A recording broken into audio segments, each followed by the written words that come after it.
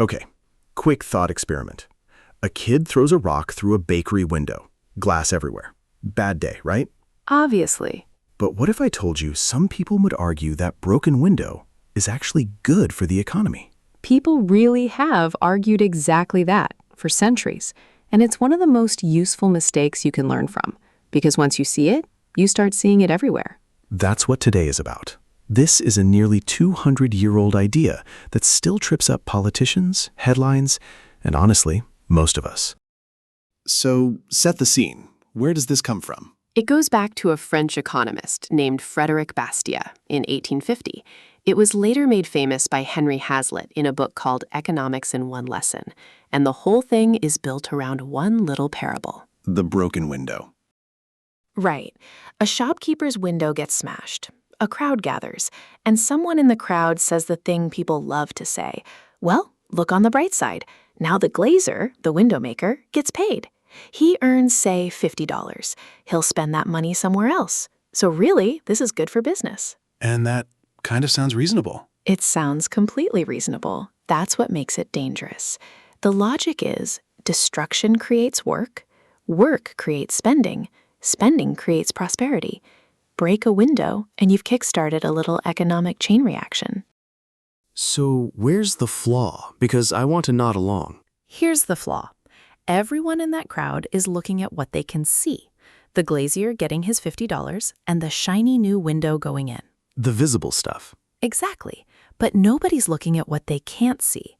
What was that shopkeeper going to do with those $50 before the window broke? Ah, he had a plan for that money. Of course he did. Let's say he was going to buy a nice new dress for his wife. Now that money's gone to the glazier instead. So watch what actually happened here. Walk me through it. Before the rock, the shopkeeper has a window and $50 in his pocket. After the rock, he has a window and no dress.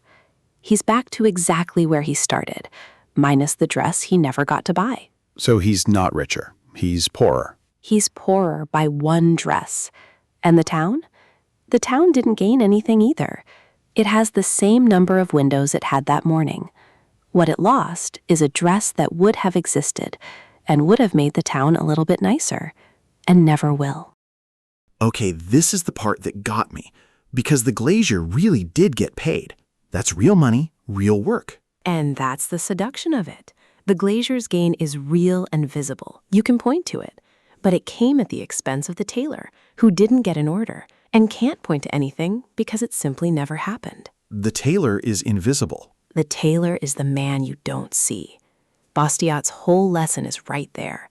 The difference between a good economist and a bad one is that the bad one only sees what's in front of him, and the good one accounts for what could have been, but wasn't.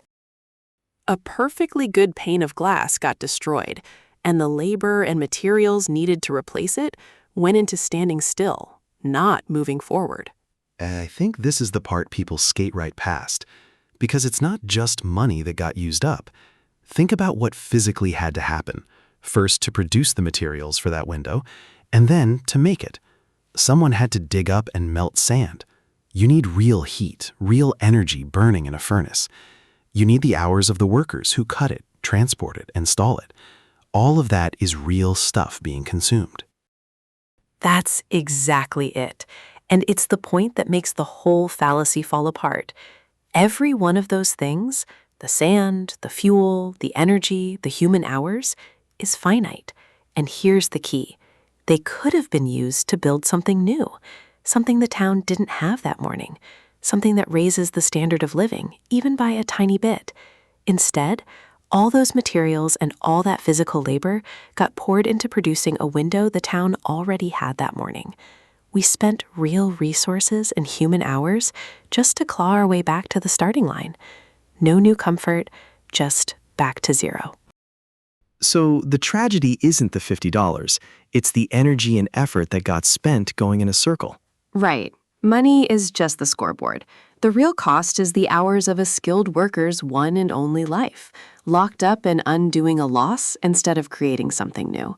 That's what got destroyed the moment the rock went through the glass, and you can never get those hours back. Let me try to say it back.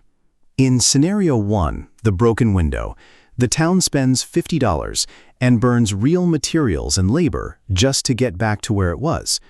In scenario 2, no broken window, the town spends the same $50, the same materials and labor go towards something new, and now it has a window and a nice new dress, making the town a nicer place to live. Perfect. Same money, same hours of human effort. But in one version, the town is genuinely wealthier. There's more nice stuff in the world. And that's what wealth actually is. It's not money changing hands. It's the amount of real, useful things that exist. Economists have a name for the thing we gave up: opportunity cost. The best alternative we could have created with those same resources and didn't. Okay, here's the pushback I can already hear. Someone's going to say, fine, the shopkeeper lost his dress, but now the glazier has $50, so the nice dress just moved to a different house. That's a really common comeback, but the glazier does not walk away with $50. He had to pay for the glass, the raw materials, the fuel to melt them, the transport, the labor. Maybe he comes home with $10 of actual profit. So only those $10 are his to spend freely. Exactly. Nobody's wife is getting a full dress out of this. The only net gain anyone can point to is a fraction of that in one man's pocket, while a whole dress vanished from existence. So this is a cute little parable, but you said it shows up everywhere. Where? Anytime you hear someone say destruction is good for the economy, after a hurricane, someone will say, well, at least all the rebuilding will boost jobs.